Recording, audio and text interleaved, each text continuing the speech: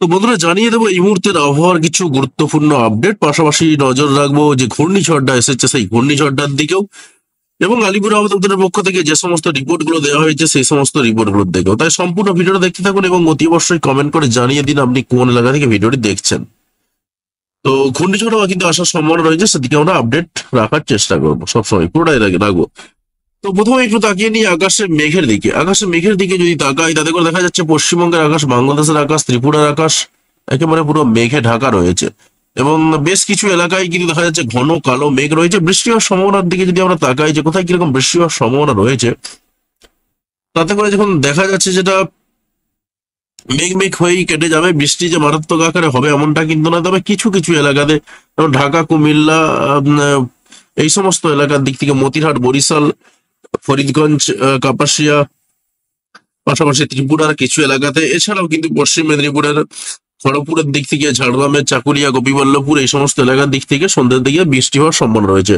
পাশাপাশি বাঁকুড়া, পুরুলিয়ার দিক থেকেও একটু আধটু বৃষ্টি হওয়ার সম্ভাবনা রয়েছে।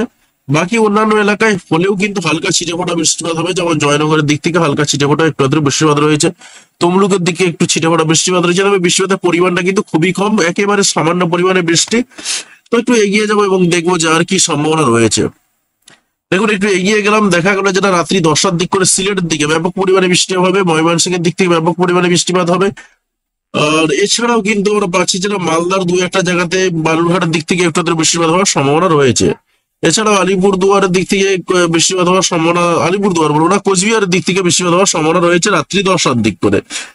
তো আমরা দেখবো যে আর কি সম্ভাবনা কোথায় কিরকম রয়েছে। আমরা আর একটু এগিয়ে গেলাম, রাত্রি 11টার দিক করে, 12টার দিক করে দেখা যাচ্ছে যেটা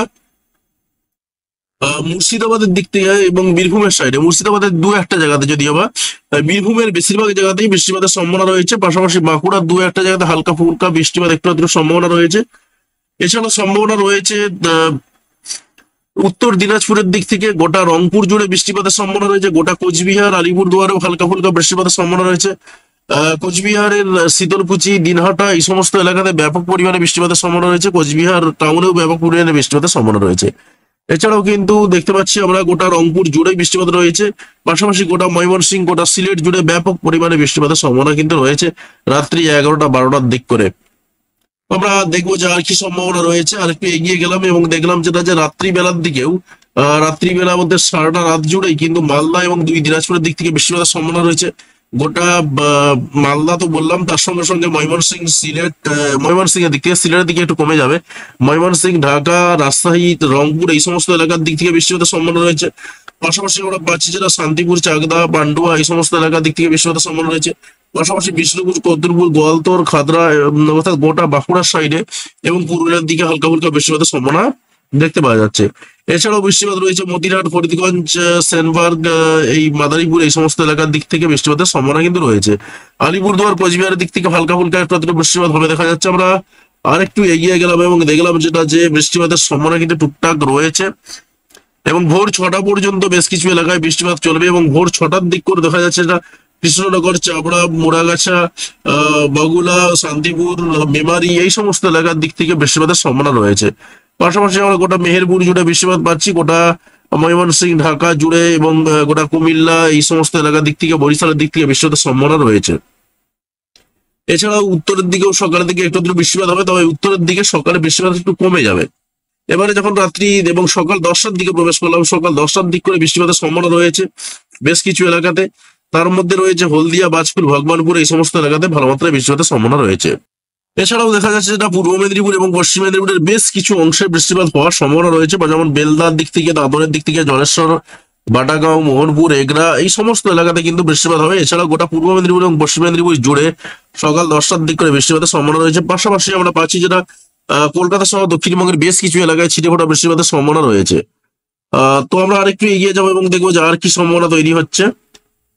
আমরা আরেকটু এগিয়ে যাচ্ছি, এগিয়ে যেতে দেখা যাচ্ছে যেটা যে আস্তে আস্তে কিন্তু বেলা 12টার দিক করে ব্যাপক পরিমাণে বৃষ্টিপাত হবে পশ্চিমবঙ্গের কলকাতার দিকে, কলকাতা, চন্দননগর, খড়দা, কলকাতা, উলবেড়িয়া, পশ্চিমবঙ্গের দক্ষিণবঙ্গের বেশিরভাগ জায়গাতেই ব্যাপক পরিমাণে বৃষ্টিপাতের সম্ভাবনা রয়েছে, এবং তার মধ্যে সাউথ চব্বিশ পরগনা, নর্থ চব্বিশ পরগনা, হাওড়া, হুগলি, কলকাতা এই সমস্ত এলাকা এবং বিশেষ করে পূর্ব মেদিনীপুরের বেশিরভাগ অংশ জুড়েই ব্যাপক পরিমাণে বৃষ্টিপাতের সম্ভাবনা রয়েছে, এবং পশ্চিম মেদিনীপুরের অনেকটা অংশ জুড়ে বৃষ্টিপাত হবে।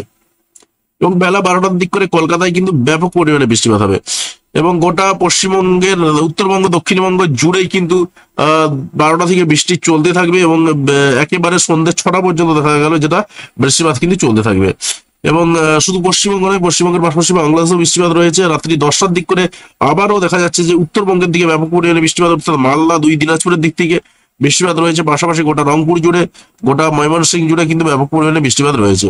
অর্থাৎ বোঝা যাচ্ছে যে বৃষ্টি কিন্তু এখনো চলতে থাকবে, বৃষ্টিপাতের শেষ নেই। এবং এই বৃষ্টির চলতে চলতে এর হাত ধরে কিন্তু বর্ষাও প্রবেশ করবে এবং একটা ঘূর্ণিঝড় রয়েছে, দেখতেই পাচ্ছেন 30 তারিখ নাগাদ যে ঘূর্ণিঝড়টা প্রবেশ করবে বা 28 তারিখ 29 তারিখ নাগাদই প্রবেশ করে যাবে। এই সময়টার দিকে ব্যাপক পরিমাণে কিন্তু বৃষ্টি হবে গোটা পশ্চিমবঙ্গ জুড়ে, গোটা বাংলাদেশ জুড়ে, গোটা ত্রিপুরা জুড়ে, এছাড়াও কিন্তু গোটা আসাম জুড়ে ব্যাপক পরিমাণে বৃষ্টিপাতের সম্ভাবনা রয়েছে।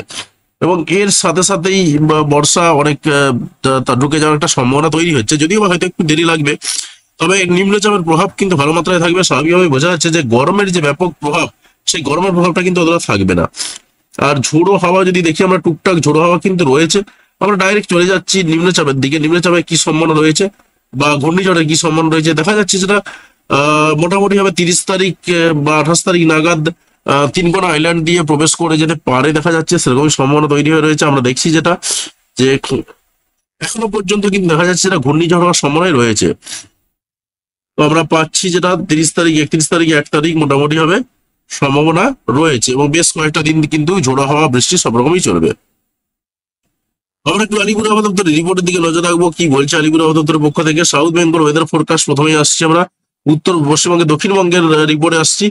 24/5/2025 ইভিনিং এর রিপোর্ট আমরা পাচ্ছি, যেটা কলকাতা সহ দক্ষিণবঙ্গের সব জায়গাতে হালকা ফুলকা বৃষ্টিপাতের সম্ভাবনা রয়েছে।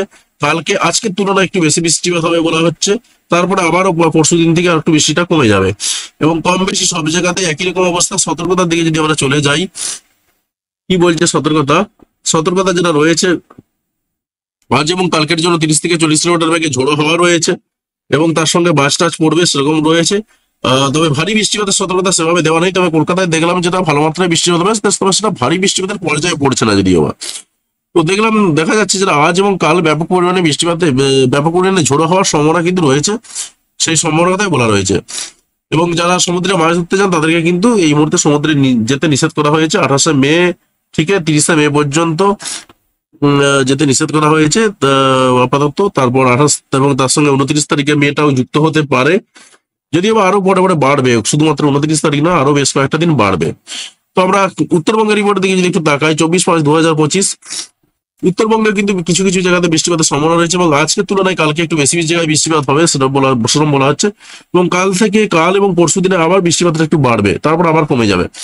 সতর্কতার দিকে যদি তাকাই, আজকে সেভাবে কোনো রকম সতর্কতা না থাকলেও কাল এবং পরশু দিনের জন্য সতর্কতা রয়েছে উত্তরবঙ্গের সবকটি জেলাতে। আজকে সতর্কতা রয়েছে দক্ষিণ দিনাজপুর, উত্তর দিনাজপুর এবং মালদাতে 30 থেকে 40 কিলোমিটার বেগে ঝোড়ো হওয়া, তার সঙ্গে বাজ টাচ পড়বে সেরকম সতর্কতা রয়েছে। তবে আপাতত ব্যাপক পরিমাণে ভারী বৃষ্টিপাতের সতর্কতা আপাতত দেওয়া না থাকলেও কোচবিহারে মোটামুটি ভাবে 3 দিন বা 4 দিন পর থেকে ভারী বৃষ্টিপাতের সতর্কতা রয়েছে আবারও। যদিও বা দেখলাম যে কোচবিহার এবং আলিপুরদুয়ারে আবারও, কোচবিহারে যদিও তাড়াতাড়ি ফিরছে, আলিপুরদুয়ারে হয়তো একটু দেরি হবে, আবারও বৃষ্টিটা কিন্তু ফিরছে। তো যাই হোক বন্ধুরা, আশা করছি আপনি আপনার এলাকার পরিবেশ পরিস্থিতি বুঝতে পেরেছেন। তো অবশ্যই কমেন্ট করে জানাবেন যে আপনি কোন এলাকা থেকে ভিডিওটি দেখলেন, এবং চ্যানেলে যদি নতুন হয়ে থাকেন সেক্ষেত্রে অবশ্যই চ্যানেলটি সাবস্ক্রাইব করবেন এবং পাশে আসা বেল বাটনটি অবশ্যই প্রেস করবেন পরবর্তী সময়ের ভিডিও নোটিফিকেশন পাওয়ার জন্য। আর আপনি যদি ইতিমধ্যে সাবস্ক্রাইব করে থাকেন তাহলে আপনাকে অসংখ্য ধন্যবাদ। অবশ্যই ভিডিওতে লাইক দিয়ে আমাদের উৎসাহ বাড়াবেন এবং বন্ধুদের সঙ্গে ভিডিওগুলি শেয়ার করতে কোনোভাবেই ভুলবেন না। ভিডিওটি দেখার জন্য আপনাকে অসংখ্য ধন্যবাদ।